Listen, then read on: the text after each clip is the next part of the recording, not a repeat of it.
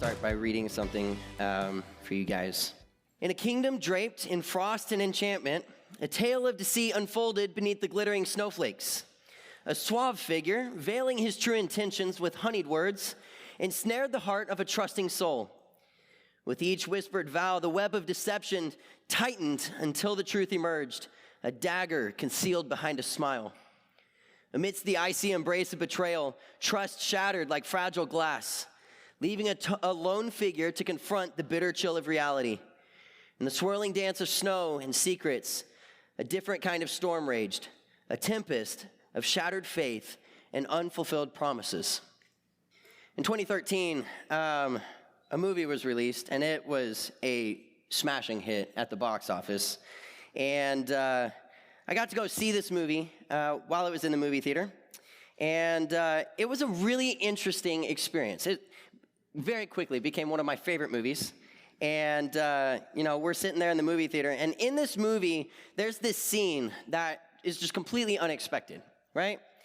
So we see, obviously, I'm talking about the movie Frozen, right? Yeah, Frozen is a great movie. Tangled is better, but Frozen is great.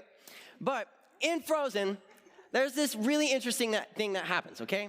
So obviously, kingdom's been closed, gates are closed, nobody's invited in, right? All of a sudden, they're like, hey, it's coronation day, right? And all of a sudden, everybody's in the kingdom, okay? Well, Anna, obviously, younger sister, she's like, oh my gosh, today's the day I'm finding true love, right? So she meets this guy that night at the party, and she's like, oh my gosh, it's the one, right? And she's like losing her mind over this guy. And I mean, what's not to love about him? He's a prince of the Southern Isles, right? He's got the red hair, obviously, come on, masterpiece of masterpieces, right? And so she falls in love with this guy all of a sudden, and they're talking about it, and they're like, oh my gosh, love is an open door. We're gonna get married, and it's gonna be great, and I'm gonna love this guy forever, and we're gonna be together, and we're gonna be the best couple on planet Earth, and it's gonna be great. We're gonna rule the kingdom of Arendelle after my sister Elsa dies, of course, but eventually we're gonna take over the kingdom, and it's gonna be us, and we're gonna be great, and it's gonna be lovely, and we're gonna love it, right? Well, things unfold. Elsa gets, ice, right? And everything starts snowing. And so Elsa runs away, and Anna's like, I have to go fix this, right? And so what does she do? Because, it's just she and Elsa. And so now that Elsa's gone, she's like, I got to go too. So what does she do? She leaves Hans to take care of the kingdom. Hans rises up, and man, he kills it, right? He's taking care of people. There's this scene, I'm sure if Anna was there, she would have been like, ha, right? There's this scene where Hans walks up, and he gives this old lady a bedroll and some hot chocolate, right? He's taking care of the kingdom. He's doing everything that she needs him to do. And she's able to go out and do everything that she has to do.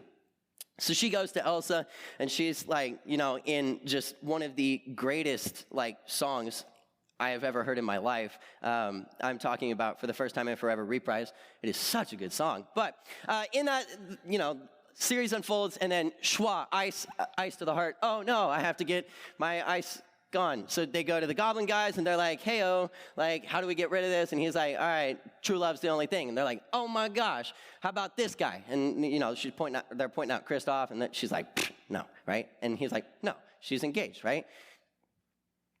Don't get engaged to somebody day one, right? Anyway, so they're like, all right, we gotta get her back to Hans. So they're like, all right, here we go. We're packing up, we're running back, we're going really fast, and the whole time she's just like, oh, I'm so weak, right? And then they get her all the way back to Arendelle, to the kingdom, and they're like, all right, it's time to fix everything. Brings her into Hans, and Kristoff is like, I want you to be better, and he leaves her because he loves her. What? So he leaves her because he loves her, and he's like, I'll leave her to get her true love's kiss so that she can all of a sudden be better, right? Because true love's kiss fixes everything. So Kristoff leaves, and Hans is in here, and he's like, I'll take care of her. I'll do everything that she needs done. And so she's sitting here, and she's dying, and she's like, oh, and then we get this scene where they come really, really close, and then he's like, oh, Anna, how pathetic, right? Ultimate series of betrayal. No one was expecting it. This guy has posed himself as the greatest man that this kingdom has ever seen. He comes in, he's taking care of all the people. People love him. Anna loves him, right? She met him for 7 minutes, and she fell in love with him, right? And so, goodness. So, all of a sudden, he betrays her. And, when I was in the movie theater, I saw a response at that moment, at the betrayal, when he backs up and he's like, oh, Anna, right? Just like pathetic child, right? When that happens, I'm sitting here in the movie theater. I'm like, what, 11? I'm just sitting here, you know, I'm sitting here in the chairs at AMC, and all of a sudden, like, I kid you not, it was like a riot in that theater. Like, all of a sudden, like, it happens, and everybody's like, no! Everybody's losing their mind, getting angry. They're like, are you kidding me? And then, like, there were some people that were like, kill him! And I'm like, guys, it's a Disney princess movie. Come on, like, show some grace, right? And so, like, all this stuff happens, and everybody is losing their minds over this guy. And I learned something in that moment that I would never forget. And it's that everyone hates a traitor. Everyone hates a traitor, right? All throughout history, you know, you can look up lists. I'm sure you could find a list of anything because, like, BuzzFeed exists. But, like, you can look up lists of, like, the worst betrayals of all time, right? And you'll see story after story after story that there is this relationship that is built on trust, that is built on this foundation of love and adoration and trust, and it's built up over a long period of time. And that's when betrayal strikes. Obviously, you're not going to be betrayed by your enemy, right? If you're betrayed by your enemy, that's just like your enemy being your enemy. Betrayal takes place by a friend. And so here we are, Hans pulls back, betrays her, everybody loses their mind, and that's because everybody hates a traitor. Tonight, we're going to be talking about a traitor and how Jesus responds to a traitor. If you don't know me, my name is Cheeto. I am the Christian. I'm the associate pastor to students here at Evergreen. Some of you who graduated this year, you're like, finally got away from there. Well, guess what? I'm back. You can't escape me that quick. I'm excited to be here with you guys this evening, and it is an honor, so thank you guys for having me this evening. If you would, turn with me to Luke chapter 22. We're going to be in Luke chapter 22, and we're going to be talking about the restoration of a traitor. Now, I want to kind of set the scene for us as we step into Luke 22. The scene that we're getting ready to step into, this is directly after the Last Supper scene, okay? So Jesus, he's coming into Jerusalem knowing, okay, this is the time of times. This is the time when I'm going to be given over to death, that I'm going to be crucified, that I'm going to be beaten, mocked, suffering. And he's tried to tell his disciples so many times, like, guys, this is going to happen. And they're like, well, I don't know what you're talking about, right? So Jesus is coming into Jerusalem, and he sends some of his disciples in. And the disciples, they're like, what do you want us to do? And he's like, I want you to get a donkey's colt. And they're like, all right, okay. So they get his donkey's colt and they bring it out to him. Jesus rides in on the donkey, and then like the Pharisees, they come up to him and they're like, Jesus, like, tell your people, stop celebrating. Because as Jesus is coming in, like, everybody's like, whoop, whoop, Hosanna in the highest, right? Losing their minds because Jesus is here. He's the King of Kings. Everybody's going to bow and worship him. Everybody loves him. And the Pharisees, they're like, bro, tell him to be quiet. And Jesus, in the ultimate response, he's like, dude, listen, if they weren't crying out, even the rocks would cry out, because this is a moment of celebration. And so Jesus tells them, like, guys, this is what I'm here for. So he's brought into the city, and then Jesus tells his disciples, I want you to go to this house, and I want you to go into the upper room, because there's an upper room that is prepared, and I want you to prepare for us to take communion together, the Passover meal. And so the disciples they go where he tells them to go, and everything is exactly as he says, right? The upper room is ready. They go in, they prepare. They're like, hey, the Lord needs this space. And they're like, what's up, homie? Yeah, that works. And so they get things set up upstairs. Jesus comes in with his disciples, and one of the customs that takes place before, like when you're invited into a house before you eat, is that you would have your feet washed. And normally this was done by a servant, but Jesus, in the ultimate act of servanthood, as they approach this meal, the one who's been the master of these people for 3 years now that they've done the ministry with him, in the ultimate act of servanthood, he gets down on his hands and knees, he wraps a towel around himself, and he washes each of his disciples' feet, right? He shows that in order to be the greatest in the kingdom, you must be the least. In order to be the greatest in the kingdom of God, our goal here on the earth has to be the very, very least. And that means we go intentionally out of our way to serve every person that we come in contact with. We serve the people of God. We serve those who don't have a relationship with Jesus so that through our service, we might be given the opportunity to present them to Jesus and to give them the opportunity to have a relationship with Jesus. So Jesus shares this supper with them. After washing their feet, they sit down, they share a meal. Jesus takes the bread, he breaks the bread, and he says, guys, this bread is my body, which is about to be broken for you. So every time that you break bread, every time that you eat, I want you to do this in remembrance of what I'm about to do for you. They take the bread, they eat the bread. Then Jesus gives them the cup, and he says, guys, this is my blood, which is the sign of the covenant that I'm about to establish between God and man. And so every time that you take this cup, every time that you drink of it, I want you to do that in remembrance of what I'm about to do for you. I'm about to give my body up for you. I'm about to shed my blood for you. And every time that you do these things, I want you to do these things in remembrance of me. So they take the cup, they take the drink, and they enjoy it, and they're like, hey, let's go, right? So then they finish up the meal, and so Jesus says, all right, guys, we've got more business to do. Let's stand up, let's go. I want to go to a garden. So as they're on their way to their garden, they're singing hymns, they're praising God, and they're thinking about these things. And Jesus, as they are approaching the garden, before they get to what is called the Garden of Gethsemane, Jesus tells them a little bit more about what it means to live for him, right? In John, we get a really long explanation of what takes place after the final supper, the supper that Jesus shares with his disciples. And he explains to them in John chapter 15, he says, guys, here's the thing. If you want to do anything for the kingdom of God, you have to abide in me. He says, if you abide in me, you're going to produce much fruit. But apart from me, you're not able to do anything. You're not going to bear any fruit. Nothing is going to take place apart from me. So therefore, abide in me, and you're going to watch fruit be produced. Then he continues, and he starts telling them about this gift that was going to be given to them. He shares with them about this gift that is called the Holy Spirit, that after Jesus explains his suffering that's about to take place, he's going to suffer, he's going to die, he's going to be raised from the dead, and then he's going to go up into glory. And afterwards, he's going to give them what is called the Holy Spirit. And this Holy Spirit is going to be a comforter to them. He's going to be someone who's going to be with them at all times. Jesus can only be with them for a temporary time. And so he says, I'm going to give you someone who's going to be with you forever.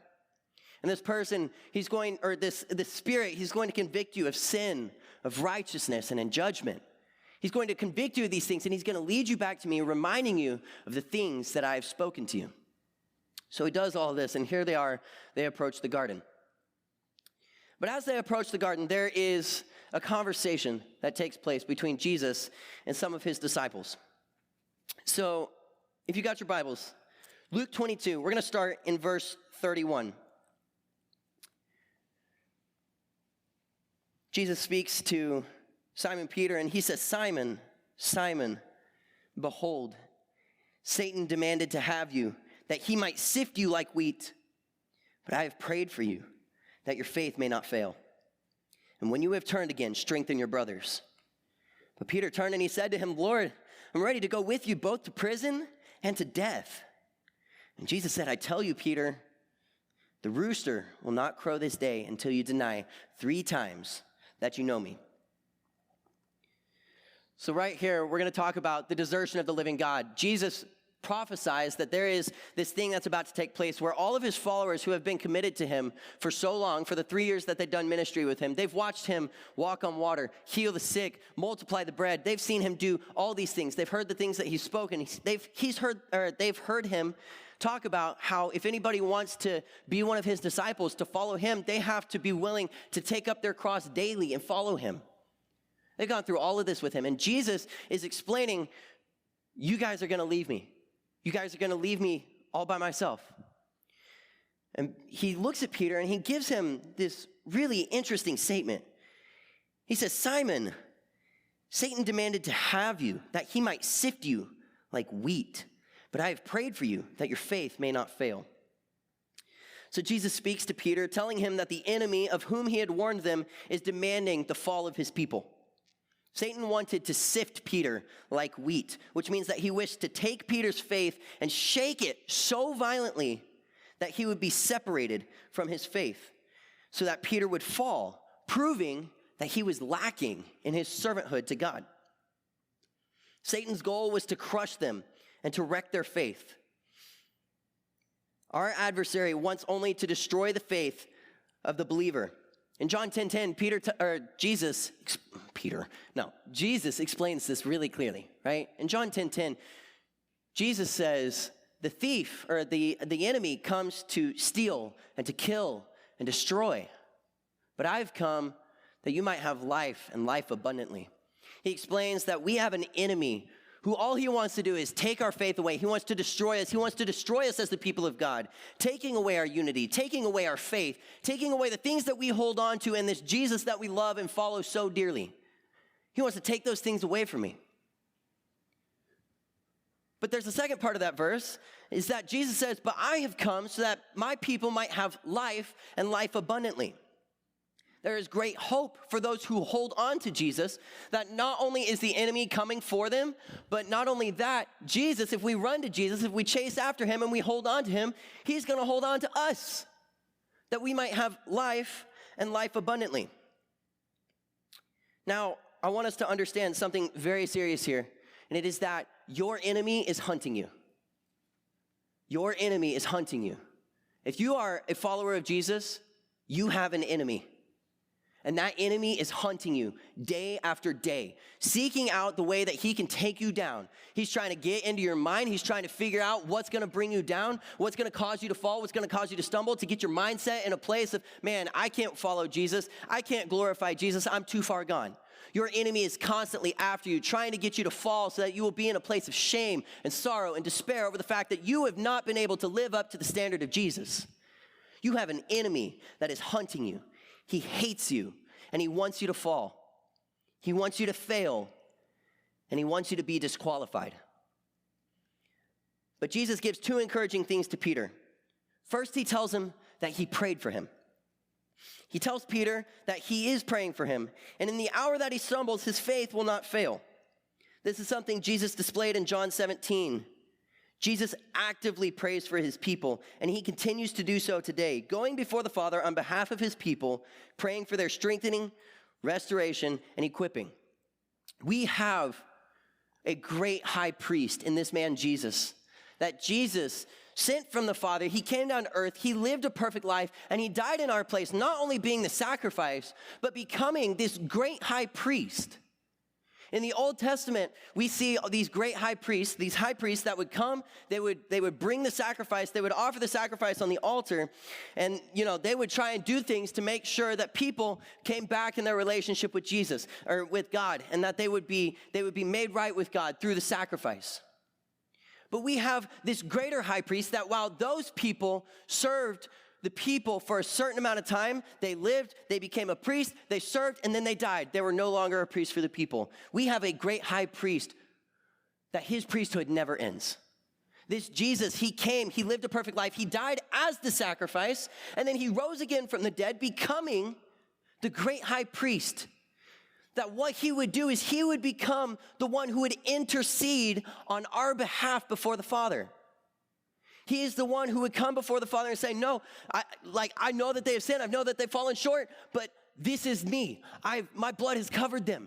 They're no longer at fault for their sin. They don't any longer hold the penalty. I've covered it. And he constantly intercedes to the Father. He goes to the Father and he tells the Father, he sends the Spirit and he says, let us equip them. Let us strengthen them. Let us make them into the people that they're supposed to be. Let us use them for our kingdom and for the expansion of our glory. So Jesus tells Peter, I'm praying for you. Jesus is praying for you individually. How incredible a Savior we have, that he would intentionally come before the Father on your behalf. Have you ever thought about that? Jesus is going before the Father on your behalf. Think about your past. Think about your history, your failures, the things you've said, the people you've hurt, the way you've messed up. We don't like to think about that because we don't like to think negatively of ourselves. But look at this. Even while we were still sinners, Christ died for us. Even while we were still sinners, even when we were in the depths of our messing it up, this Jesus, he comes before the Father and he intercedes on our behalf, and he died for us even there. Now, Jesus didn't promise to Peter, hey, the enemy came for you, he wants you to fall, so I completely stopped him and you're not going to have to deal with any of that. He doesn't tell Peter that he's going to remove the impending test. He doesn't tell him he's going to remove the difficulty. And actually, instead, he predicts that Peter's going to fail the test 3 times. He says, you're going to deny me multiple times. Guys, trials are to be expected in the Christian life. In Acts 14:22, this is something that the apostles were talking about, is that in order to enter the kingdom of God, we have to walk through trials. Because in order to be a part of the kingdom of God, it means we have to be separated from this earth. This earth, the people of it, they don't like the kingdom. They don't like it because it makes them uncomfortable. So what's going to happen is they are going to oppose us. If they are going to oppose us, it means we are going to face hardships. We're going to face struggles. So in order to enter that kingdom that we say we represent, we have to experience those hardships. It's going to be difficult, but it's going to be worth it. God uses these experiences for our good. Romans 8 tells us that.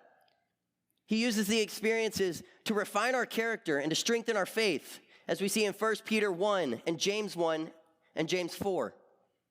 And he uses these experiences to make us more like Jesus. When we do experience a test, Jesus is with us to strengthen us and to intercede for us. In challenging times, it's reassuring to remember that Satan's power to sift Peter as wheat is limited by Christ's intercession. When Satan comes after us, we remember that Jesus always lives to intercede on our behalf. What that means is that anytime the enemy is coming after you, anytime the enemy is trying to bring you down, he's trying to get in your head, he's trying to convince you you're not good enough, you've not done it well enough, you haven't followed the law, you haven't done the things that Jesus said to do, you haven't gotten out and shared the gospel with somebody today. Anytime the enemy is coming out trying to get you to fall, trying to disqualify you from the ministry that the Lord has appointed you to, we remember this Jesus, he lives to intercede on my behalf. He lives to strengthen me, to empower me, and to use me for his glory. And so it brings us back to a place of I can't believe I haven't done this good enough. I can't believe I failed like this. I can't believe I've fallen short like this. But instead, Jesus, I can't believe that you would use a failure like me. And yet he wants to. And he desires to. And he loves to. Isn't it wild that Jesus, he talks about how this kingdom of God that we live for, this gospel that we proclaim, this world thinks it's foolish because it's the weak, it's the messed up, it's the powerless that he uses. And it seems completely foolish to this world, but really, that's the beauty of what Jesus does, is he intentionally goes to the outcast. He intentionally goes to the broken. He intentionally goes to the ones who don't deserve it. And he pulls them out of that darkness so that he can use them for his kingdom of light. So Jesus tells Peter, I'm praying for you. But on top of that, he tells Peter, Peter, you're going to mess up. You're going to fall 3 times, and you're going to deny that you even know me. But he tells him that his fall is not final. He says, when you have turned again, strengthen your brothers. Jesus tells him, Peter, you're going to stumble, but your stumbling is temporary. You're going to stumble, you're going to mess up, but it's only for an amount of time. On top of that, he tells Peter, yeah, you're going to stumble, but your stumbling does not disqualify you from the ministry that I have called you to. What does he say? He says, and when you have turned again, when you've repented, after you've fallen, after you've messed it up, you've denied me 3 times, you've sinned against me, when you've turned again, once you've come back to me, I want you to strengthen your brothers. He tells them, bro, you're going to mess it up. But guess what? I don't want you to stay in that messing up, because I've got way too much work for you to do, to just sit in that and to sit in the guilt of that and to be down on yourself for the fact that you messed it up. I got way too much work for you to do in this world for you to just sit there and enjoy that feeling of, man, self-pity. No, rather, he says, after you have repented, after you have messed it up, but you come back to me, watch what I'm going to do. I'm going to use you to strengthen your brothers. Guys, your failure, your stumbling, it does not disqualify you from the ministry that the Lord has appointed you to. You got to stop living like your failure is disqualifying you from your ministry. Each of us have been entrusted with the ministry of reconciliation that is bringing people back to God. If you are a follower of Jesus, then you have been entrusted with that ministry of reconciliation. And we got to stop living like we don't deserve to do that. No, we don't. But guess what? Jesus made it to where we get it anyway. That's grace. If that is the case, we got to stop living in this defeated mindset. We got to stand up and we got to recognize, okay, I can't do it. It's not that I have to get up, convince myself I'm going to do better, strengthen myself. I'm going to keep pushing on. I'm going to keep carrying this gospel. But no. He says, when you've turned back to me, when you've repented and you've come back to me, that's when you can strengthen your brothers. He says, you come back to me and then I'm going to continue to use you for my ministry of reconciliation. Though you might fall, if you come back, Jesus has an assignment. And some of us, we've been living in that defeated mindset for a really long time. I've just messed it up too many times. I messed it up last night. I messed it up this morning. I spoke angrily to my spouse. I got angry I just did anger twice. I looked at someone a way that I shouldn't have. I thought thoughts in my brain. I spoke words that were not pleasing to God. I did that 10 minutes ago. I can't believe this. I can't believe I messed it up again. We've been living like that for too long. Guys, you got to get out of that. You've been given the grace. Start living like it. You've been given the grace. Start carrying that grace to take it to others. We have way too many people in our churches who are living in that heaviness, in that failure, in that fear that I've messed up way too many times. And if I say that I'm going to step up, I'm going to do it better, I'm going to fall again and I'm going to disgrace my Lord. And yet Jesus died for you anyway. Do you see? He recognizes, he knows you're going to fall. And yet he died for you anyway. And he says, once you've turned again, I'm going to use you again. You're going to fall, you're going to stumble, but then you're going to get back up, you're going to come back to me, and I'm going to use you again. Then you're going to fall, you're going to stumble, then you're going to turn back to me, and I'm going to use you again. You are not disqualified for the ministry that the Lord has appointed you to, because it's not by your power or your ability to do things right. It is simply by the grace of Jesus and his empowering in your life. This is what the Holy Spirit does in us. We're going to come back to that. Additionally, maybe you're not in that place. Maybe you're not in the place of heaviness of, man, I messed it up. I've done it too many times. I can't believe I'm at this place. Maybe you're not in that season. Maybe you're serving the church really well. Maybe you're loving people. Maybe you're having a quiet time every morning. You're loving your time with the Lord, and you're learning so much. You're in these classes that you're learning all these things, and it's blowing your mind, and you're getting plugged in at Reach, and you're getting a good community, and you're doing all these things. But you're looking at those people who are in that season of falling and failure, and you're looking at them, and you are saying, oh yeah, their failure is disqualifying them from the ministry that they've been called to. They need to step it up and do better. Stop it. I'm telling you now, you got to stop that. Because here's why. Your job, if you are not in that season of falling, of stumbling, of messing up, your job is to go to that person and to remind them, yeah, you've fallen, yeah, you stumbled, but guess what? That doesn't disqualify you. This is when we come back to the Lord, we come back to Jesus, and he will continue to use you. Don't look at people as though their stumbling disqualifies them from ministry. But Jesus, he says this to Peter. He says, you're going to fall, but it's not final. And Peter responds to him, and he says, Lord, I'm ready to go with you both to prison and to death. He says, I'm going with you all the way to the end. And Jesus tells him, no, you're not, because before the night's even done, you're going to deny 3 times that you know me. So we see that Jesus prophesies of the desertion of the living God. But now we're going to see the event actually take place. Let's look at the denial of the living God. Picking up in verse 54. Then they seized him and they led him away. This is taking place after Jesus. He takes his disciples to the garden and he spends time in prayer.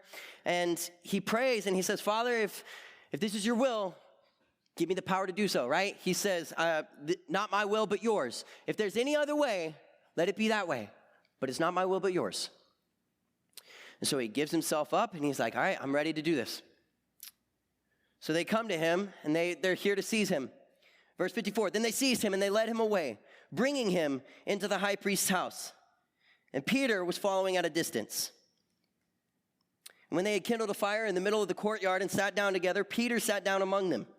And then a servant girl, seeing him as he sat in the light and looking closely at him, she said, this man also was with him.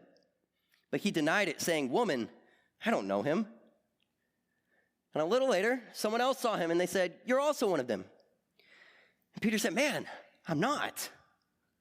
And after about an interval of an hour, still another insisted, saying, certainly this man was also with him, for he too is a Galilean. But Peter responded and he said to him, man, I do not know what you are talking about. And immediately, while he was still speaking, the rooster crowed.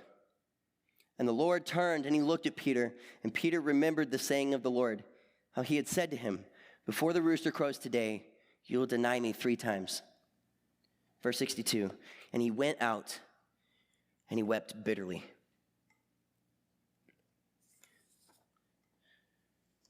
So Jesus is betrayed. Judas comes and he hands Jesus over to the rulers of the synagogue.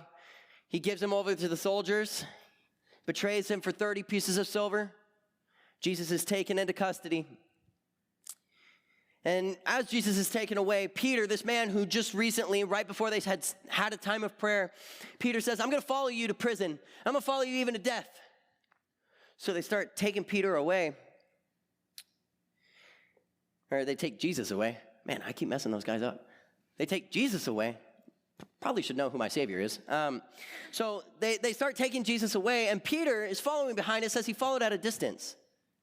He said, I'm going to go with you to prison and even to death. So this Peter, who's following behind, he should have been back there like, hey, why are you taking him? I'm one of his followers. Take me too. I'm going with him. I'm going to go with him to prison or even to death. But what does he do? He's silent. He follows at a distance. He doesn't want to be involved. He just wants to see what takes place.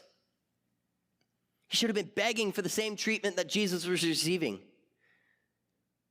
But he followed silently. And then Peter's given 3 opportunities to declare his allegiance to Jesus. 3 different individuals come, and they position Peter with the opportunity to stand boldly for Jesus and to declare Jesus' innocence. So the first person comes to him, and they say, hey, aren't you one of Jesus' followers? And Peter says, no, right? He's given the opportunity right there. Obvious, easy opportunity, right? I used to play baseball, and one of the things that we would do in warm-up time is it was a practice called soft toss, okay? What we would do is, obviously we're used to people like pitching like 100-mile-an-hour fastballs, and I'm trying to hit it as it comes in. I got to watch the ball come in, got to watch it hit, right? Try and get it as best I can. I barely hit it past first base. It's okay. I'm a small guy. So we would have this other practice that we would do called soft toss. Soft toss, basically what would happen is I'd line up right here. I'd get in my batting stance. I'd get ready to go. And my coach, he'd get right there. We'd be standing right in front of a fence. He'd be right there, and he'd hold a weighted baseball. And what he would do is he's just right here on his knee. I'm right there in my batter stance, and all he'd do is just toss the ball up, and I'd crank and just give it everything I had, right? Soft toss was the easiest practice for hitting. Soft toss was easy. I'm used to things coming in so fast, hard to do. I have to give so much attention to it. Soft toss, I could do with my eyes closed in my sleep, right? It's so easy. It just goes up, bop. It goes up, bop. Goes up, bop, right? This is easy practice. Peter's put in a position where he's given the opportunity to stand for Jesus. This is soft toss. First person comes to him. She says, hey, weren't you with Jesus? Weren't you one of his followers? Peter's like, no. I don't know what you're talking about. After a little bit of time, Peter's got some time to think about what he just did. He's like, oh, snap, I just denied Jesus. How could I do that? I've been with him for 3 years. Second person comes up to him, and he's like, hey, you you are one of his followers. I think she was right. You're one of his followers, right? Peter's like, no, man, I don't know what you're talking about. Moves away a little bit. He thinks to himself, oh, snap. I just did it twice. I've watched him do all these things. I've watched him bring people into the kingdom, to love people, to teach me how to live. I've done 3 years of ministry for this guy. I've gone up on the mountain with him. I've watched him be transfigured before my eyes to see the kingdom of heaven be brought down simply because of his presence. I've seen this. What am I doing? It says he has an hour before the next person comes up. So he's got an hour to sit there. And at any of those times, in that hour, in the time interval before, Peter could have stood up and been like, you know what? This is awkward because I denied him already, but I'm one of him. I'm following him. He could have done that. But no, he sits there in agonizing silence. And the third person comes up to him. He's like, listen, man, you've got all the marks of being a follower. In the book of John, he says, your accent betrays you. You are a Galilean. You've got all the marks of being a follower of Jesus. You're just like him. And Peter, in the ultimate act of fear, he cries out and he says, I have no idea what you're talking about. I don't even know this guy. Immediately, rooster crows. And it says that Jesus turns and he directs his attention at Peter. And Peter locks eyes with him. Peter's so overwhelmed. In verse 62, he goes out and he weeps bitterly. What is your response to the recognition of your sin? What is your response when you realize that you've betrayed your Lord? Every sin is a denial of Jesus. Every sin is denying that his way is what is best for us. We take things into our own power and we choose to do things our own way. We're convinced, oh yeah, Jesus, he's king of the world, omniscient, omnipotent, he's all-powerful, all-knowing. This guy, he knows everything, he's God. He's sovereign over everything, but you know what? I think I got this one. We take it into our own power, right? And what happens? We mess it up. We sin against him. We do these things against Jesus. What is your response to the recognition of your sin? When was the last time that you cried over the fact that you sinned against your Jesus? When was the last time that you were brokenhearted about the fact that you have betrayed your Lord? Now, I'm not saying that we need to get into this place of beating ourselves up over and over and over again, being defeated by the fact that we've messed up, because we got to take seriously the weight that we have betrayed our Lord, that we have rebelled against him, that we have sinned against him, that he had something better for us and we chose our own way instead. When was the last time you mourned over the fact that you denied him? Peter goes out overwhelmed and he weeps bitterly. But don't forget that Jesus told Peter that his fall was not final. He would return, coming back to the heart of Christ, and he would live to strengthen his brothers. If you would, turn with me in your Bibles to Acts chapter 1. Acts was written by the same guy that Luke was written by, which is Luke. And Acts continues the story that Luke started in the book of Luke. And the thing we're going to look at here is we're going to look at this declaration that Jesus gives after he's risen from the dead. So Jesus, he's betrayed. He goes into this place. They take him, they put him on trial, and ultimately they decide, all right, we're going to put him on a cross. So they put Jesus on a cross, and he stands there in agony on the cross with his arms spread wide, blood dripping down his body, crown of thorns on his head, nails in his wrists and in his feet, and he stands there on the cross for hours, bleeding out, losing his oxygen, losing everything. So he gives it all up. He dies. He gives up his spirit. He goes into the grave. And he's buried for 3 days. But it doesn't end there, because our Jesus, this man who gave everything on our behalf, that we did not deserve it, we didn't deserve him to take our place because we deserved the death because of our sin. This Jesus, the ultimate act of power, dead, gets up. He rises from the grave, stone is rolled away, and he walks right out. This Jesus, I don't know if you guys realize this, but he's dead. Dead people don't get back alive. So Jesus, 3 days later, comes back alive. He gets up, shows, I am God, I am king, and I'm not dictated by death. So he gets back up, he comes out of the tomb, and he spends 40 days with his disciples. He's teaching them, he's showing them how all of the scriptures have pointed to him, how they've all pointed to who he is and how he would live and how he would die and how he would rise again, showing himself as king over all. He shows them that all the scriptures have pointed to this moment. And in Acts chapter 1, we're going to see something that's also recorded at the end of Luke, but in Acts it gives it a little bit more explanation. So starting in Acts chapter 1, verse 3, it says, he presented himself alive to them after his suffering by many proofs, appearing to them for 40 days and speaking about the kingdom of God.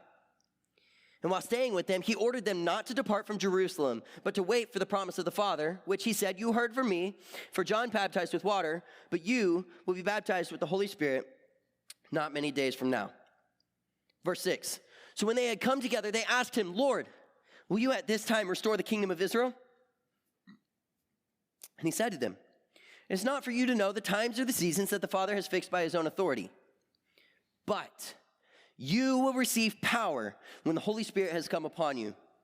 And you will be my witnesses in Jerusalem, in all Judea and Samaria, and even to the ends of the earth. When he had said these things, as they were looking on, he was lifted up, and a cloud took him out of their sight. While they were gazing into heaven as he went, behold, 2 men stood by them in white robes and said, Men of Galilee, why do you stand looking into heaven? This Jesus, who is taken up from you into heaven, will come in the same way as you saw him go into heaven. So the disciples, they come to Jesus again. I did it again. They come to Jesus. Jesus is your Lord. Jesus is your Lord, not Peter. Okay. They come to Jesus and they say, Jesus, are you going to restore the kingdom to Israel? Are you going to bring the power back here? Are we going to overthrow the Romans now? You died, you rose up, you showed you're all powerful. Is now the time? Is this the end? And Jesus says, no, this is not the end. This is just the beginning. The work is not done. The work has just started.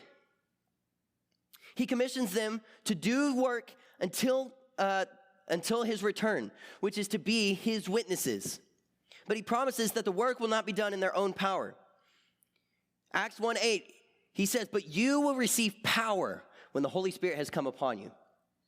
He reminds them that the work that they are going to do is not by their own power, it's not by their own authority, but rather they are going to be given this power. It makes it to where it doesn't matter how much they mess up, how much they stumble, how much they fall, because it's not by their power that they're doing these things. It's not by their power that they're bringing the kingdom. It's not by their power that people are being saved, but rather you will receive power.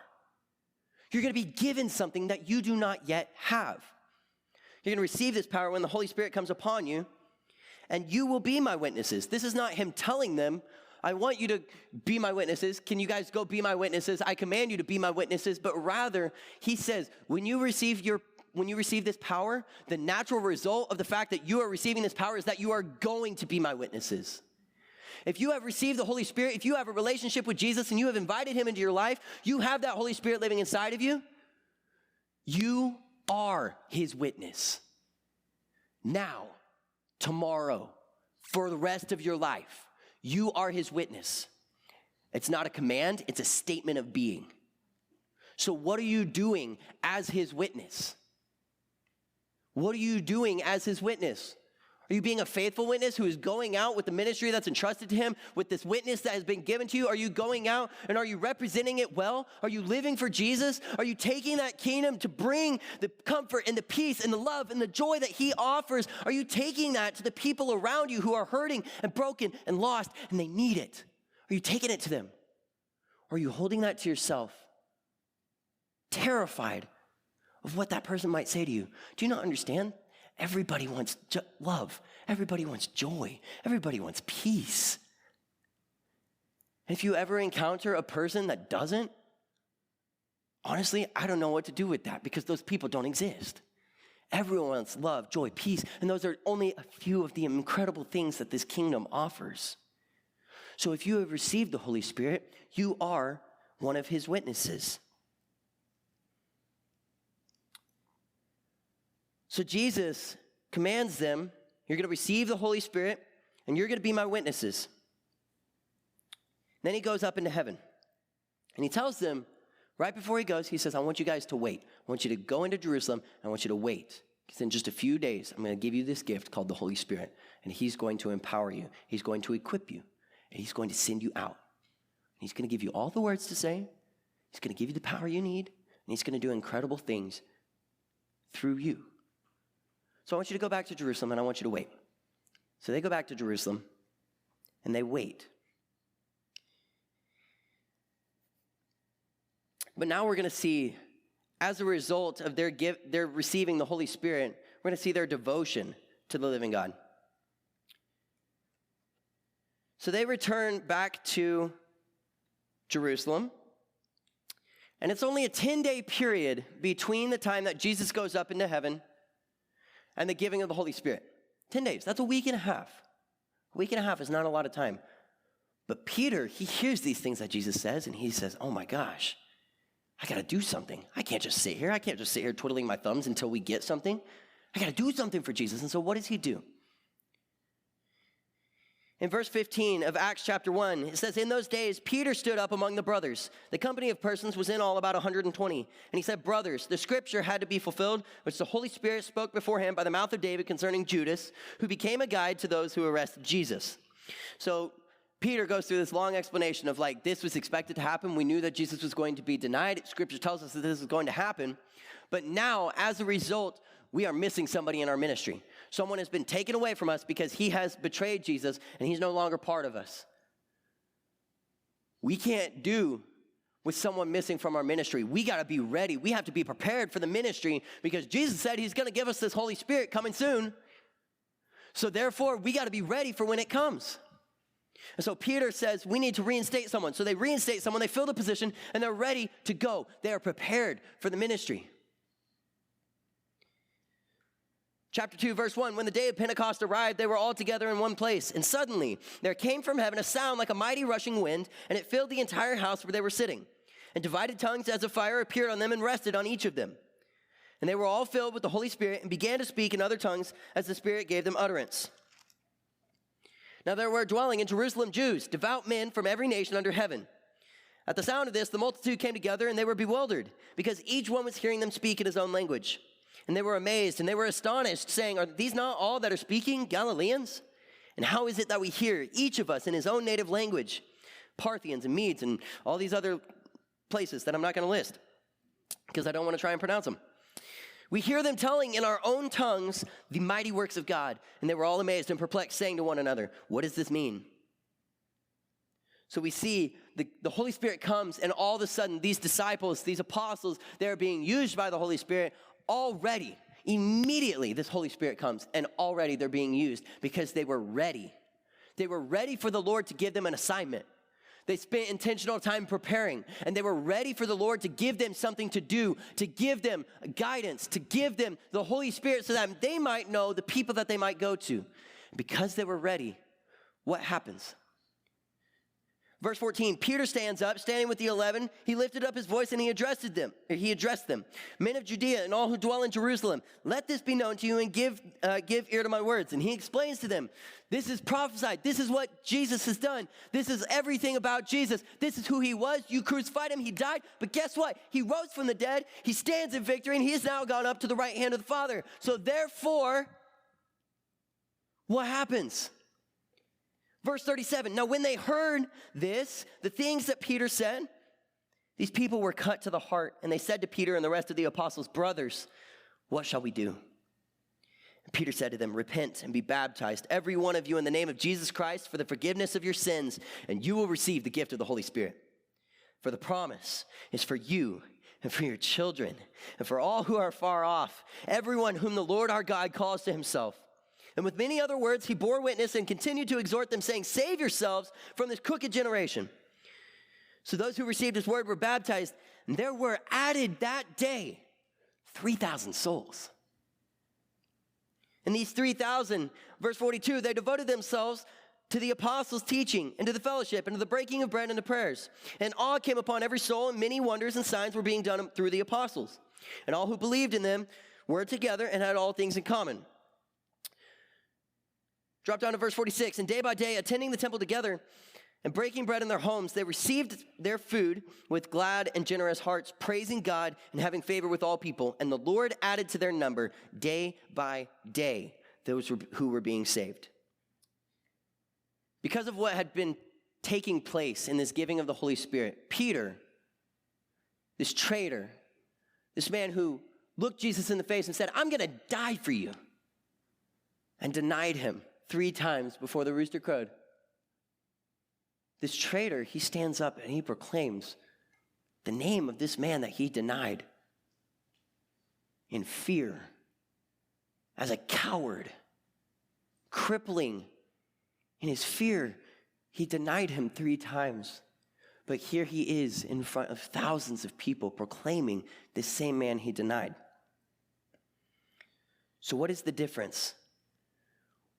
What takes place that changes this man from a coward who denies him to the man who will become this guy who would lead the church, who would preach this message, leading 3,000 people to be saved, that would lead the church throughout the rest of the book of Acts, that would write letters that we hold to now. Guys, if this Peter didn't experience something different, he would just be another Judas to us.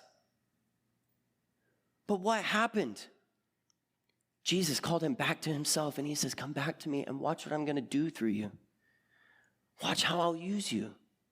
And what did he do? He came back to Jesus. And Jesus used him again and again and again. Over and over and over, Jesus uses him because he continues to come back to him.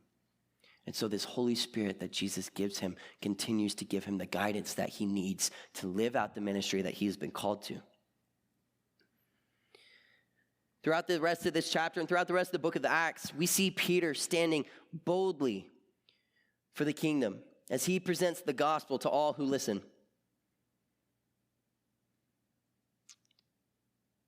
Look at what the Lord would use a traitor to do. 3,000 souls were brought into the kingdom of God as a result of a traitor speaking boldly for the very one that he betrayed. Jesus was not afraid of Peter's failure, and his purposes would not be stopped by Peter's lack of faith. Guys, Jesus is not afraid of your failures. His purposes aren't going to be stopped by the times that you stumble. But the only way that there was a difference between Peter and Judas, both of these people who betrayed Jesus, who looked him in the face and denied him, who denied their allegiance to him, who denied their friendship with them, their love with him. The only difference between Peter and Judas is that Peter came back to Jesus. He repented, he came back, and he said, Lord, use me, show me what you want me to do. And Jesus said, when you come back to me, I'm going to use you to strengthen your brothers. You might be in that place of stumbling, of brokenness, of hurt, of frustration, down on yourself for the way that you messed it up. Guess what? We have a Lord who died so that he could show you his grace. We have a Lord who gave himself up so that you didn't have to just sit in that. But rather, we have a Lord who intentionally came down as we are broken in what we are doing. He comes down and he wraps us in his arms. And he says, yeah, you messed it up. But guess what? I'm going to use you anyway. Yeah, you messed it up. But guess what? I have so much more for you. And that so much more is going to bring you so much fulfillment that you're never going to find anywhere else. He wraps us in that grace. Guys, if you are down, if you are in that place, understand this Jesus, he died so that you could feel that grace, so you could find that fulfillment by being used for his kingdom despite your failures. Don't just sit there. It's time to rise up and come back to him. We're going to break off. After I pray, we're going to break off into groups of 2, guys with guys, girls with girls. And I want to give you guys the opportunity. Maybe you've been in that place of brokenness, of frustration, of disappointment, sitting on the ground, disappointed in what you've done, feeling like you failed your Lord, and you can't come back to him. Maybe you've never had a relationship with Jesus, and you're feeling that weight of, oh my gosh, yeah, I've messed it up. I know that I'm a sinner. I know I've messed it up time and time again. So how could this Jesus come down to die in my place? What does that even mean? How does that make sense? Why would he do that for me? I encourage you guys, as you go into your groups together to pray, if that's you, you don't know what it means to have a relationship with Jesus, talk with that person that you're paired with about it. Because let me tell you, you don't have to stay there. You can rise up and experience that fulfillment and that freedom. Or if you've been in that place of brokenness, disappointment, frustration, pray over each other. That you would no longer be bound by that feeling, by that heaviness that the enemy is trying to use to disqualify you from the ministry that the Lord has called you to. And lastly, maybe you've been that person that has been looking at others and seeing them as disqualified because of their failures. Confess that. It's going to be awkward. It's going to be hard. But the only way things change is if there's confession, and it's brought into the light. Nothing that stays in the darkness changes. Bring it into the light and watch the Lord use that, bringing it into the light to lift that burden of looking at people poorly, but rather giving you the eyes of Jesus to look at them and see that, yes, they might be stumbling, but my job is to go to them and to encourage them and to tell them you're not disqualified because guess what? Jesus can use you anyway.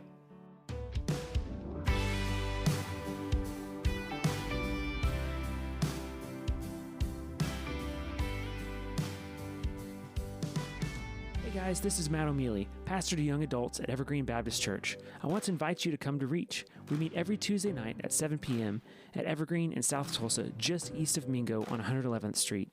The mission of Reach Tulsa is to cultivate a young adult community that is defined by real transformation and the sincere pursuit of a godly life through training in biblical disciplines, personal development, and intentionally transitioning into independence as mature members of the body of Christ.